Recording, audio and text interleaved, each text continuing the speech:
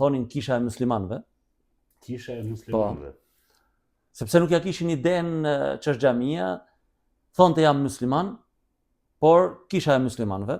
E dytë po ashtu, e treta, në xhuman e 5 e maj mend se më ka rat fikt, nuk e përballova dot dhe kam qëndru 5 ditë në spital. Arsye? Hyra në depresion. Dhe ju thoja kolegëve të mi, nëse unë do i kishe lejuar ata, sot do shëtisja me foristrat, me eskort. Po patjetër. Sepse aq shumë para hidhnin. Si shumë kolegë tuaj. Fitova aty. Nëse në Tepelen kisha problematikat nga jashtë brenda në fe, këtu filluan ato problemet që ishin keq kuptimet apo prurjet e ndryshme, interpretimet e ndryshme brenda fesë.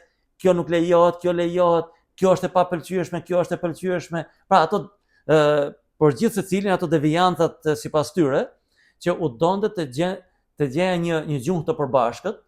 Një herë që se një javë përpara unë u bëra një thirrje haptas deputetëve të qarkut të Vlorës, por edhe të gjithë Shqipërisë.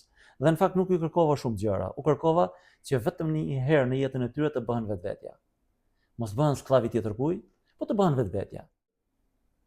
Nuk di me ta thonë, a ja kemi dalë apo s'ja kemi dalë, edhe pse për mendimin tim më duket si një farë dështimi me fëmijët.